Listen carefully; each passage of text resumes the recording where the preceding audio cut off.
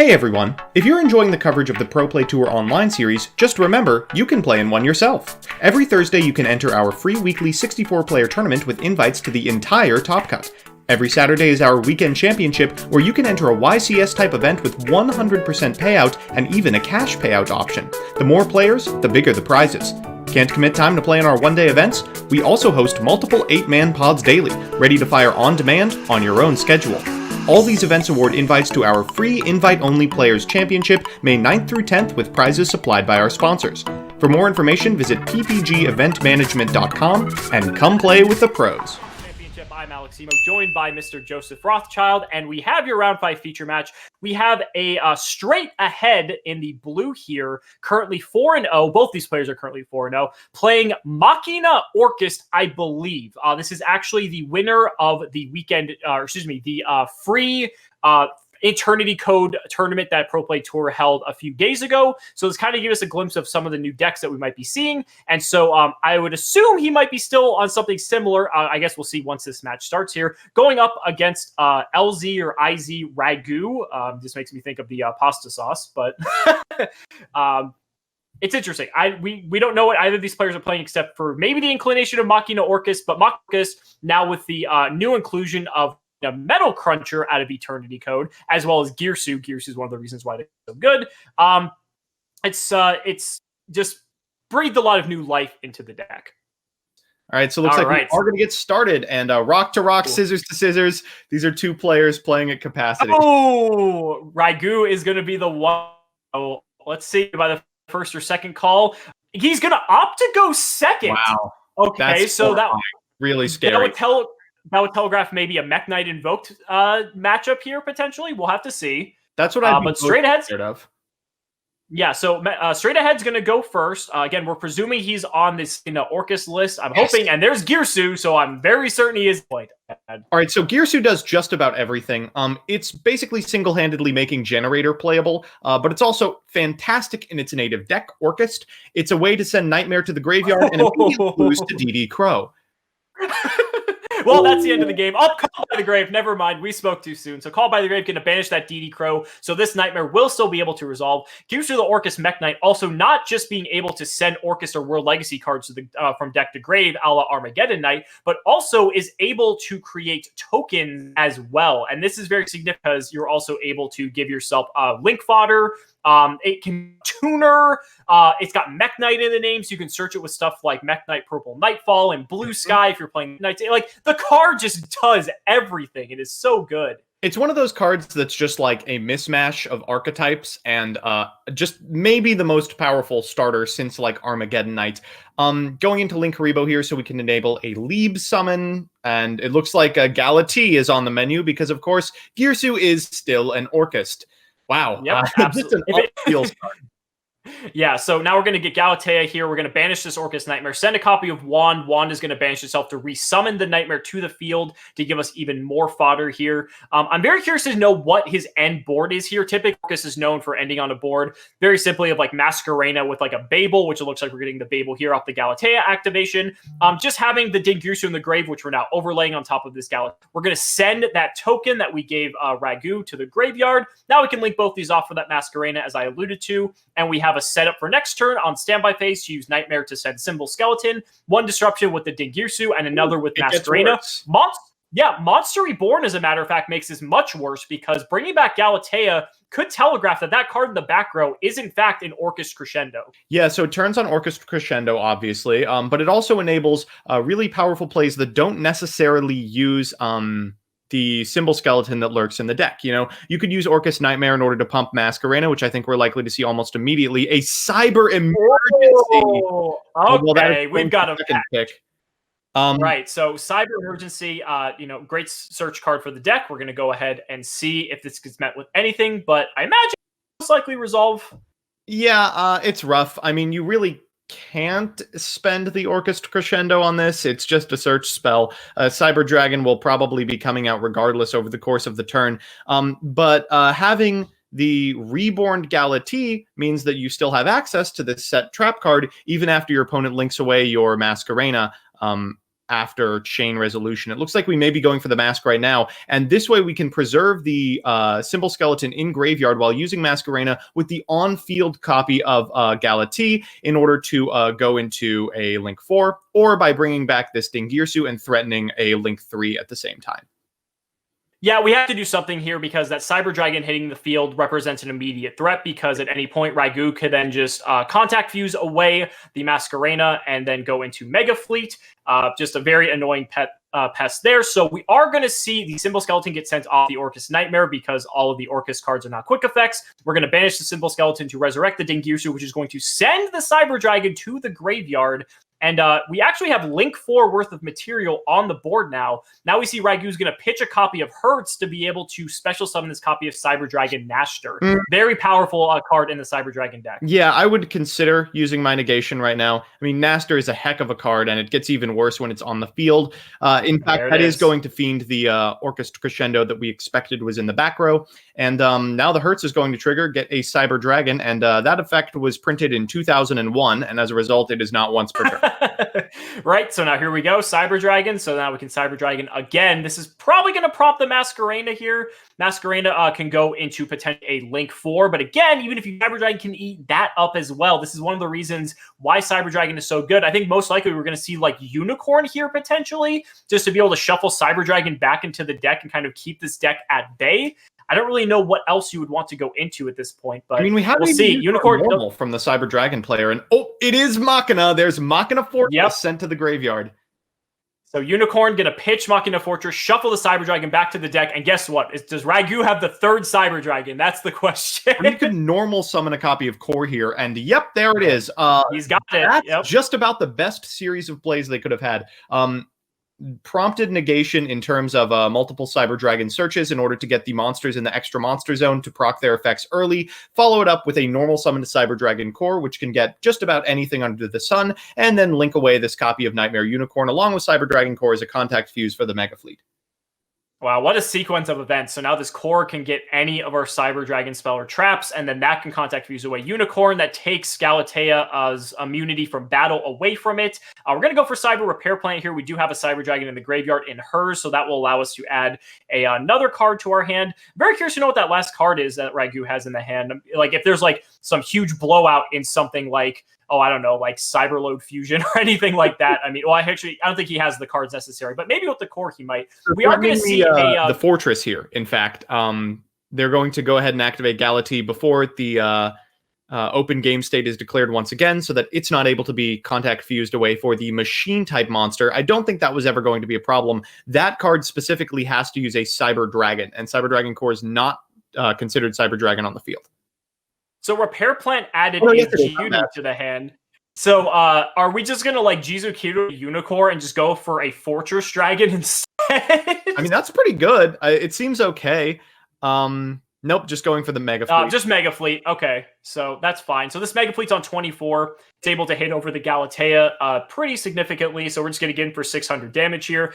Jizu Kiro might be for any sort of follow-up.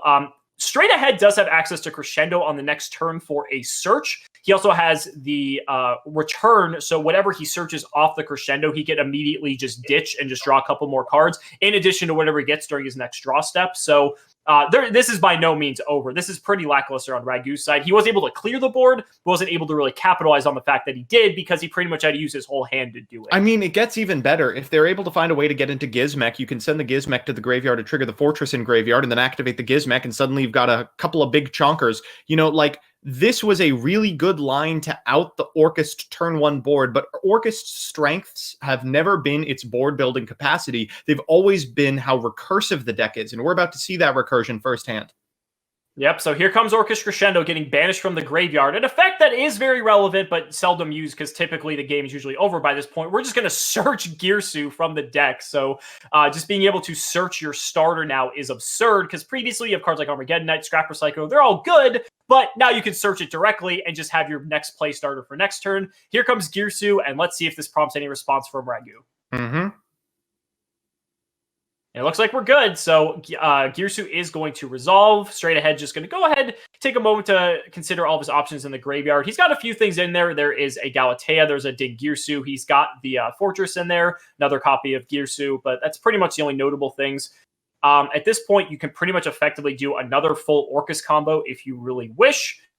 He also has return that at any point, if he decides to bring something back, like say with World Wand, which is exactly what he sent, he can bring something back, like say Nightmare, and then just send the Nightmare with return, draw a couple more cards, dig a little bit deeper, but also still have access to the Orcust combo as well. This is pretty powerful. And I will say, obviously, by activating Orcust Crescendo, the options for the Orcust player are a little more limited than they would be otherwise. But I honestly think going into Dark Machines here is still probably fine. Careful not to go into Linkuriboh. That is not legal, I don't think.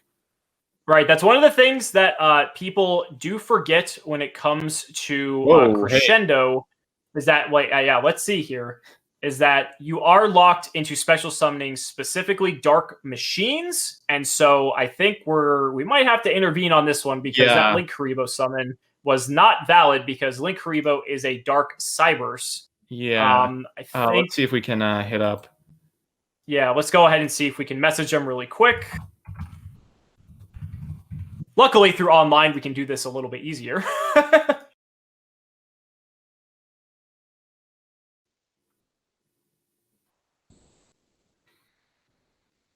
Okay, so we notified the judges as well. Hopefully they don't go too far here.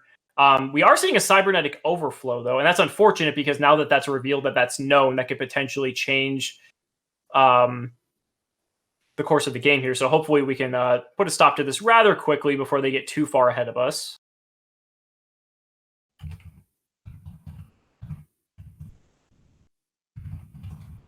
I think they might be repairing the game state right now, because it looks like there's a token back. Yeah, all right, cool. Yeah, I think, okay, yeah, so they're fixing it. Okay, good. For what it's worth, this is extremely easy to miss. I mean, the deck doesn't actually go into anything but Dark Machines a whole lot of the time. So you do kind of get pigeonholed into these lines, especially new ones with Ding, where you forget, oh, there actually are stipulations on these cards. What's unfortunate for the Orcust player is that they can't make Galatea with these two monsters. Well, one thing that people overlook when it comes to Crescendo specifically is that Crescendo locks you into Dark Machines. It's not just Darks. A majority of all the other Orcust cards are just locking you into Darks. And so instinctively, Linkuriboh is a Dark, so you think you're fine. But yes, Crescendo has that restriction to lock you into Machines as well, which, you know, all the other Orcust cards are, so you're fine. But you're not able to go into stuff like, say, Linkuriboh. You can still make Boral Sword under Nightmare, for example. Right, exactly. So, but it looks like we repaired everything. Everything looks to be in shipshape now. We banished the World Wand to be able to summon out this copy of Nightmare back to our field from the banished zone. And now we could potentially orchestrate a return, trade that in for a couple of cards. Not sure if there's any response here from Ragu, but it looks like everything's fine. We're just going to link off Girsu and this Nightmare here, possibly for another copy of Galatea. Yep, seems likely. Yep. And there she is. Galatea now will be able to shuffle back that wand into the deck. Actually, I mean, he's playing multiple returns here. This is going to prompt the Cybernetic Overflow, though. Overflow has plenty of fodder because there are multiple Cyber Dragons in the graveyard. Cybernetic Overflow was just one of the best cards Cyber Dragon ever could have asked for. Yeah, Overflow is basically the whole reason you're playing Cyber Dragon Core. Just the ability to search that, end your plays with like an effective Ritual Beast Steeds that pluses you if your opponent attempts to pop it. And so it looks like straight ahead is going to shuffle back that wand to get another copy of Orchestrated Return. Typically, the decks only play one copy of Babel and one Crescendo, so Return is usually played in multiples and is the only other target you have left. Fun fact, you do not have to you do not have to set something to use Galatea's effect to shuffle back. So that's a neat little trick for anyone looking to play around. I believe with they actually Orcust. Set an orchestrated return, but because Cybernetic Overflow doesn't target, that's going to be prime targeting material for the Overflow at resolution. If we banish 3, we can get everything. So it looks like we're going to pop the Galatea, the other orchestrated return. It looks like Ragu only went for 2 pops, though. So we only got rid of one of the returns. However, there are no other Orcust on the field right now, at least for the moment. So we will have to waste this Nightmare if we want to get another one onto the board. We can use this Nightmare to send a skeleton. So we can revive Galatea and then make Ding. We can do play. We also have Orchestrated Return as fodder if we need it. Yeah. We're going to see where he goes. This seems pretty good. Frustrating that we weren't able to hit that final return, but you can't take Cyber Dragon Core out of the graveyard. You have to have some sort of rebuild ability for this board. Absolutely. So Dingirsu getting overlaid on top of Galatea. We're going to use the effect to attach Skeleton to it, which is one of the reasons why the deck is so recursive. You're essentially able to continuously loop Dingirsu with Symbol Skeleton as long as you choose that effect. We're going to swing over that Mega Fleet for only 200 damage. No way to get that token off the board from how it seems right now, but we're actually going to use Orchestrated Return to get that Dingirsu into the graveyard. We still have Skeleton and Babel, so we can easily just disrupt our opponent during their turn. So it makes sense just to trade in for a couple of cards. And Foolish Burial off the draw is a pretty good one. And honestly, why even give your opponent a resource with which they can contact Fuse away for something like a Fortress Dragon? Just keep it off your side of the field until you absolutely need it. Make them take the initiative by banishing Core, and then react to their plays instead of allowing them to get free advantage off of you. Interestingly enough, keeping that token on Ragu's field is actually pretty good because that means he's not able to use the core because he has a monster on his field. So he'd have to find a way to clear that off. So that could have been intentionally left there as well. Mm-hmm. So play now over to Ragu. We're going to see what he has. Straight Ahead's graveyard is just loaded. It is absolutely stacked. Yeah. Funny enough, the token from Girsu is a machine. So a Cyber Dragon will turn into a 3K Fortress. That's pretty funny. I mean, actually. I don't think it's good, but it's funny. It's something, yeah. What is it with these token decks lately that just happen to have tokens that benefit the decks they're playing against? Yeah, stop printing cards that summon tokens. How many times do we have to teach you this lesson, Konami? Yeah. So Ragu taking a look in his extra deck here is a bit limited. He is just going to link off the token, though, because it is level 1. So that's pretty easy to dispatch of. Although, to be fair, not all decks do play Link Haribo nowadays. Only decks that have level 1s, obviously.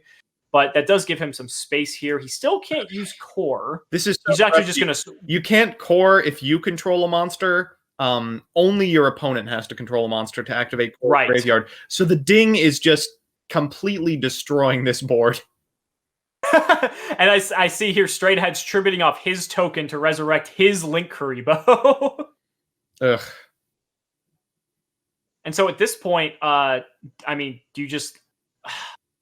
Oh, we're going to damage step send Nightmare to keep Link Haribo. That doesn't seem correct to me. You're just letting your opponent activate Core. As funny as this is, that's definitely the wrong move.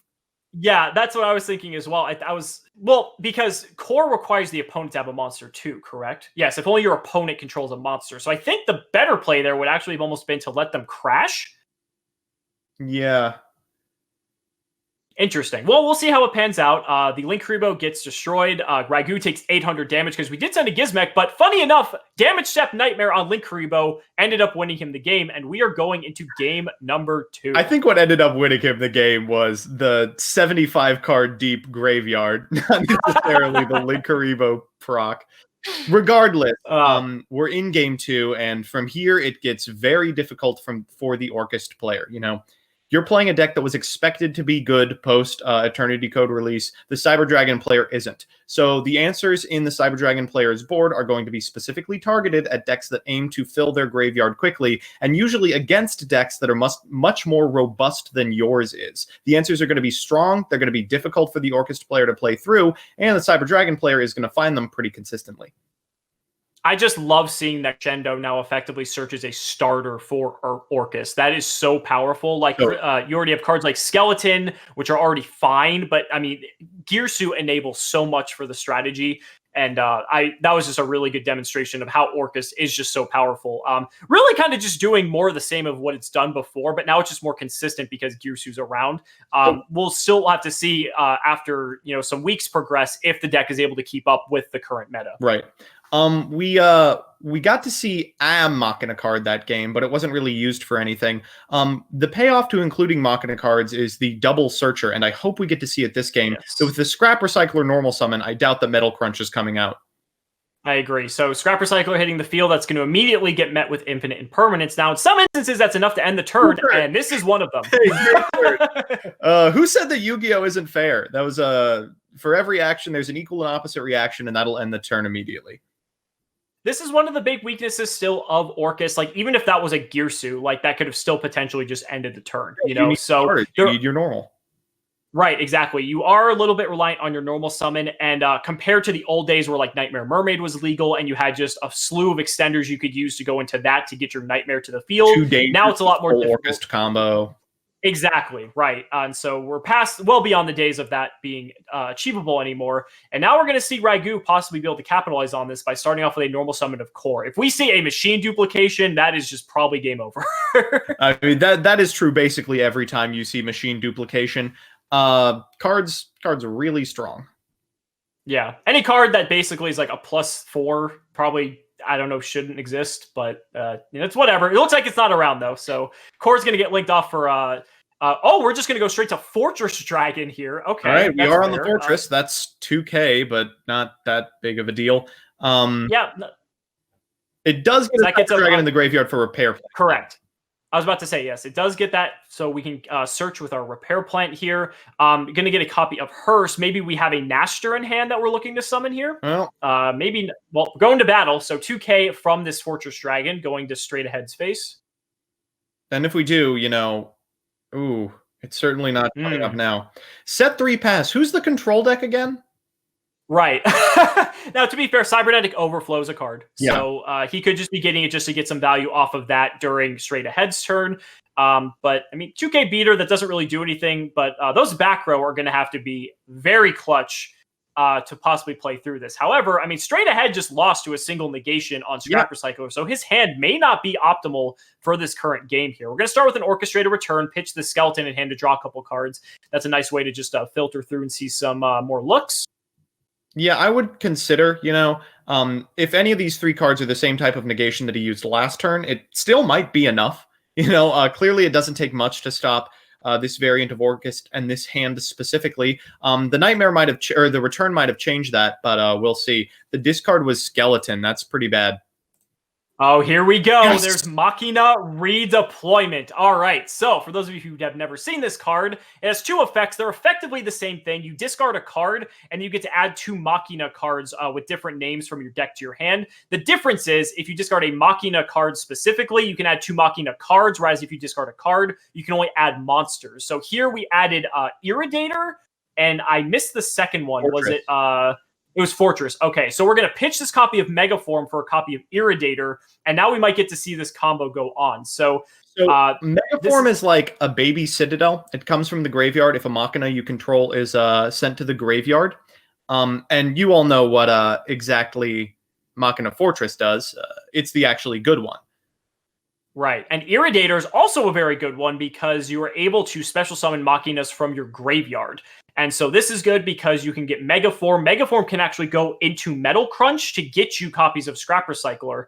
But he has already used one, so I'm not sure if that's going to pan out that way. However, it's still really cool that you have the means to do this through all these new Machina cards, and that they actually have a home nestled in this sort of Orcust shell here. So we're going to see how far the normal summon yet goes. We have not. We're going to see a Called by the Grave, though, on, I presume, this Machina Megaform here. Absolutely. So that way he's not going to be... Right, absolutely. So this Iridator is not going to be able to special summon it, and that does kind of put a damper on straight ahead's plays here. He had it normal, though, so to be fair, it could be worse. Yeah. We discarded a Ding, and I would be shocked if there was not another normal summon in the hand. So what's nice is, since Gearsu is an Orcust card, if you pitch it and you have Skeleton in your graveyard, you can resurrect Gearsu, but a second Called by the Grave. That is so unfortunate. That's killer. And now if there's a Ding in the hand, it's off as well. I mean, this is pretty good. Right, so we're just going to set one and pass here. Iridator is also nice because it gives you a body to make Galatea if you have another Orcust monster on the field, so that's pretty cool, but in this case, it's just going to be a 2400 big boy. It's going to be really funny when another Fortress comes down. I was about to say, yeah, we know that's already coming. Now, of course, you can't use Fortress for Fortress because 1, it's not named Cyber Dragon, and 2, neither of the Chimera techs can be used as fusion material. That's good, by the way. Correct. But I am sure this deck has many ways to get Cyber Dragons onto the field, and Noxter is one of them. Yes, Noxter is the telegraph from adding the Hertz to hand, as we saw earlier. This card is treated as a Cyber Dragon, so we could just go for another Fortress Dragon here potentially by eating up the graveyard for this, though. Unfortunately, yeah, but we could have two big Fortress Dragons doing a couple K each, but that's not the end of the game. We still get to search for... Oh, no, hers, I'm sorry, is the other way, but Called by the Grave now. So we're not going to be able to get the effect of hers, but that's probably still fine. So now we're going to go ahead and... we're going to a Ziegler? Is that what this is? Yeah, there it is. Yeah, okay, yeah. So Cyber Dragon Noxter does count as Cyber Dragon, so it's 2 machines plus that. We're just going to go straight to battle phase here. Probably just double the attack of Seeger so we can hit over Irridator. Well, seems good. It's not necessarily another Fortress Dragon, but it probably is better in this specific scenario. You know, Ziegler is harder to remove from the field. I don't know. I don't dislike it. Especially in a more simplified game state, Seeger can be kind of annoying to deal with. And this is kind of the downside of the Machina cards. We know there's a Fortress in hand. They are not very good at doing the same kind of recursive things that Orcust is known for. They're kind of one and done. And it looks like Straight Ahead is drawn into a whole bunch of them. Right, because his hand's a little bit clunky. To be fair, if he already has Fortress in hand, he could potentially get rid of them. But wow, we're just going straight into main phase 2 here. All the battle phase. I'm going to try and prop that card, and it was a bluff.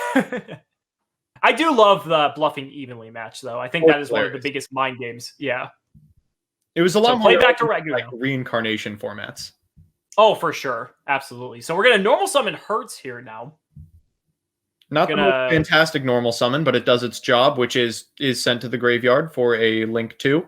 Whoa. Oh, boy. Here we go. So, is this Overload Fusion or Cyberload Fusion? Lock in your answer now, chat. I would... Either one is game. Yeah. So... with Overload. I would say an Overload. I'm going to go with Cyberload. Okay. All right. Let's see. Well, first we're going to resolve this hers first. Let's do that. Dislike that you could just put that Noxter back and... Oh, so Lancia coming down here. Well, it looks like you might be right. Overload does banish, but does Cyberload? I believe it returns. Cyberload returns, correct. This is going to be really funny if it works this way. Yeah, but typically they're usually on Cyberload too. Yeah, like Overload is more of a win more card, in my opinion, where Cyberload is like usually like a guaranteed one of. But we're going to go ahead and Noxter get back this copy of Seeger to the field. This might be lethal anyway. Well, we have... it's close. I think we're just shy. It's close, yeah, but that Verte would have to go off. He hasn't fired off the Anaconda, so he could well be on Overload. Oh, here we go. Let's see it. You ready to lose that bet, Joseph? Oh, got him. Wrong again.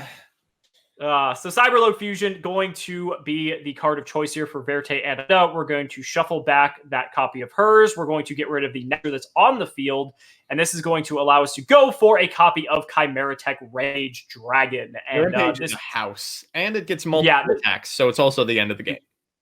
It's a very Cyber Dragon card, is it not? Clear the back row, get in a bunch of times. Oh!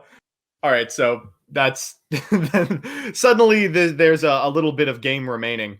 That Chimera Tech Rampage Dragon effect is not on summon, it is an activated effect. So firing Nibiru before it goes off means that you're gonna have to contend with the token. Ragu kind of us in the chat. It is a 4,700 attack, 1,600 defense token, which is very easy for the main to hit over. But also, Girsu could hit over it. A lot of cards in this deck could be able to hit over it. So the Nibiru could hit Ragu in the face. And being that he's one game down, there's Monster Reborn. This is not miserable. You can get Scrap Recycler here and just win the game, even if your opponent's on Cybernetic Overflow in the Spell and Trap card zone. We're going to see if this resolves. So Scrap Recycler hits the field. Are we going to see this effect go through? Looks like it. So Scrap Recycler will send one of those machines to grave here. We're going to get that Wand. Wand can bring back Girsu. How is that fair? Explain to me how that is fair. Oh my god. That is so good. Girsu does so much for this deck. I love it. And like, you can go into Scrap Wyvern here, prompt whatever negation your opponent has in the back row because they have to negate it, and then just go for the Girsu play afterwards. Yeah, so here comes Scrap Wyvern. This is still an incredible card, even to this very day. I remember when this card first came out, it was rather unassuming, and then people realized, wait a minute, this card's crazy. About a week later, everyone was like, oh, right, yeah, Scrap Recycler is a scrap card, of course. Right, exactly. So here we go, using the first effect of Scrap Wyvern to resummon and pop a Scrap Recycler. Oof. Super Poly in the back row. That is unfortunate. That could have been a way out of this, but now we're not going to get to see the chance. We got to summon Scrap Golem off the Wyvern's effect while also popping that Super Poly. Golem revives Scrap Recycler, which we now can send another card, because guess what? Scrap Recycler is not once per turn. I love this card. And by love, of course, I mean, I love watching other people play it. Scrap Recycler getting 3 activations over the course of a turn certainly doesn't strike me as fair, but it does strike me as good.